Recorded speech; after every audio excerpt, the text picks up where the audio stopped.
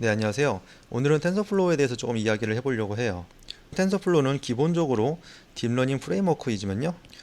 사실은 좀 더 일반적인 계산에도 적합하도록 만들어져 있어요. 우선 기본적으로 텐서플로우는 파이썬, C++, 자바를 지원하는데요. 아직까지 자바는 100% 지원을 안 한다고 하더라고요. 아직까지는 자바에서는 100% 활용을 못하는 것 같습니다.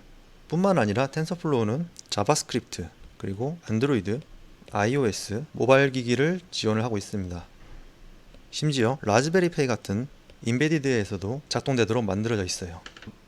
텐서플로우 홈페이지를 가시면 이런 모양으로 나오실 텐데요. 사실 여기에서 여러분들이 보실 수 있는 어떤 학습 자료가 굉장히 많기 때문에 여기 있는 문서만 잘 보셔도 웬만한 것들은 다 구현을 하실 수가 있을 것 같아요. 뭐 여러 가지 봐야 될 것이 많은데 차근차근 저랑 같이 보면 될 것 같습니다. 아직 텐서플로우를 설치하지 않으신 분들이라면 텐서플로우에 설치 메뉴가 있는데요. 이 부분을 참고해 주시면 될 것 같아요. 텐서플로우 설치가 예전엔 조금 까다로웠던 걸로 제가 기억을 하는데요. 요즘에는 설치가 정말로 쉽게 잘 돼 있더라고요. 웬만한 경우에는 지금 보는 것 같이 pip 인스톨 텐서플로우만 하셔도 큰 무리 없이 설치가 잘 될 겁니다. 여러분들이 만약에 엔비디아 그래픽 카드를 가지고 계시다면 GPU 가속을 할 수가 있는데요. 이 GPU 가속하는 방법은 텐서플로우의 설치 메뉴에 GPU 지원이라는 메뉴에 가시면 이 텐서플로우에서 GPU 가속을 하기 위한 절차를 자세하게 알려주고 있으니까요. 이 부분을 참고하시면 될 것 같아요. 만약에 여러분들이 리눅스를 쓰시는 분들이라면 우분투의 경우에는 이렇게 버전별로 그대로 복사 붙여넣기만 해도 쿠다 환경이 설정되도록 문서들이 잘 정리되어 있으니까요. 이걸 그냥 따라하기만 하셔도 됩니다. 그리고 윈도우를 쓰시는 분이라면 좀 더 아래로 내리면 여기 윈도우 설정이 나오는데요. 제가 윈도우에서 쿠다 환경을 설정해 보진 않았어요. 그래서 여기 있는 문서들을 조금 더 참조해 주시면 될 것 같고요. 이것뿐만 아니라 검색을 여러 군데 하셔도 아마 한국어로 된 문서가 굉장히 친절하게 잘 나와 있을 것 같습니다. 그래서 그런 것들을 조금 더 참조해 주시면 좋을 것 같아요. 우선 텐서플로우의 설명을 조금만 더 드리면요. 제가 작년만 해도 텐서플로우 1.x 버전을 사용했는데요. 이때 당시에는 우리가 일반적으로 프로그래밍 하다가 이 텐서플로우에 넘어와서 텐서플로우 관련 연산을 하려고 하면 조금 머리가 복잡해지는 경험을 했어요. 한마디로 어려웠었죠, 쓰기가. 그러다가 조금 더 쓰기 쉬운 딥러닝 프레임워크들이 계속해서 나오면서 텐서플로우에서도 사람들이 쓰기 어려워한다는 걸 인지를 하였어요. 그래서 2.x의 버전에서는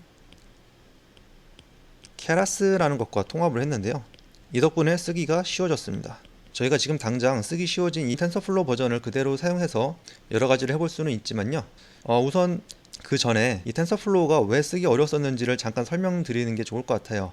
우선 우리가 일반적인 프로그래밍을 한다고 생각을 해볼게요. 예를 들어서 우리가 A는 10이라고 하고 B는 20이라고 해볼게요. 그리고 C는 A 플러스 B라는 아주 간단한 프로그래밍을 했습니다. 그러면 이 컴퓨터 내부에서는 어떤 메모리가 있겠죠. 이 메모리 공간에 10이라는 어떠한 숫자가 쓰여질 거고요. 또 B는 이런 메모리 공간에 상주하게 되고 그 안에는 20이라는 숫자가 쓰여질 테고요. 그리고 C에도 마찬가지로 메모리 공간이 할당이 되겠죠. 그리고 이것과 이것을 더해서 이 값인 30을 넣어줄 겁니다. 이러한 방식이 일반적으로 우리가 프로그래밍 할 때 실행되는 절차이고 우리가 생각하는 구조와 매우 유사하죠. 똑같은 연산을 텐서플로우 관점에서 한번 해볼게요. 텐서플로우의 연산에서는 방금 전에 제가 설명드린 것과 약간 다른 방식으로 계산을 합니다. 우리가 A는 20이라고 한다면 사실 이 A는 20이라고 저희가 치는 순간 A에 20이라는 값이 들어가지 않습니다. 이게 무슨 얘기냐면요. A라는 어떠한 그래프가 만들어지고 그리고 이 A는 그저 공간이에요. 어떤 데이터를 받을 수 있는 공간이 되겠죠. 이걸 보고 플레이스 홀더라고 불러요. 그냥 공간이라고 생각하셔도 될 것 같아요. 그리고 나서 B는 10이라고 하면 마찬가지로 B라는 어떤 공간이 생기고요. 그리고 C는 A 플러스 B라고 한다면요. 여기에서 바로 A 더하기 B를 수행하는 것이 아니라 A와 B 사이에 더하기라는 연산 그래프를 만들게 됩니다.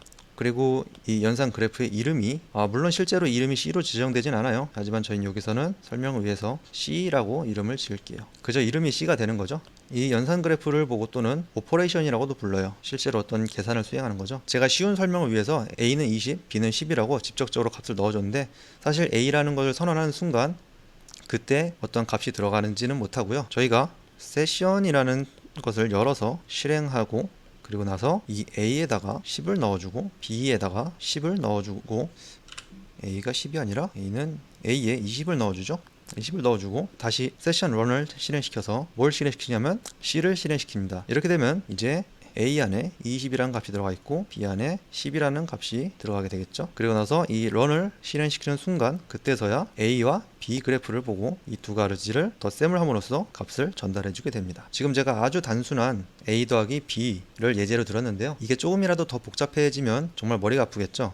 즉 다시 말해서 일반적인 프로그래밍은 그때그때 바로바로 실행을 한다고 하면요, 텐서플로우는 그래프를 먼저 생성을 하고요, 이 그래프를 실행하는 방식으로 작동이 되게 됩니다. 따라서 왼쪽에 있는 방식으로 항상 프로그래밍을 해오던 것이 익숙한 사람들에게 텐서플로우에서 그래프를 먼저 생성해서 얘를 계산을 한다라는 어떤 개념이 조금 어렵게 느껴질 수가 있어요. 제가 지금까지 설명드린 거는 텐서플로우 1.x 버전을 기준으로 얘기를 드린 겁니다. 그리고 텐서플로우 2.x 버전에서는 이거 익스큐션이라는 것이 추가가 돼서 요 왼쪽에 있는 방식처럼 우리가 텐서플로우를 실행할 수도 있도록 업데이트가 되었어요. 그리고 케라스와의 통합으로 인해서 훨씬 더 사용성이 쉬워졌고요.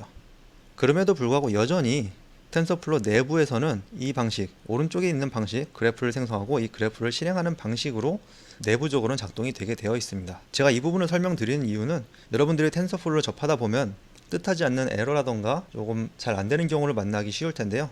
그럴 때 실제 텐서플로우 내부에서 어떤 식으로 작동이 되는지를 조금이라도 이해를 하고 계시면 이 작동 방식 또는 에러의 이유를 조금이라도 더 잘 이해할 수 있을 것 같아서예요.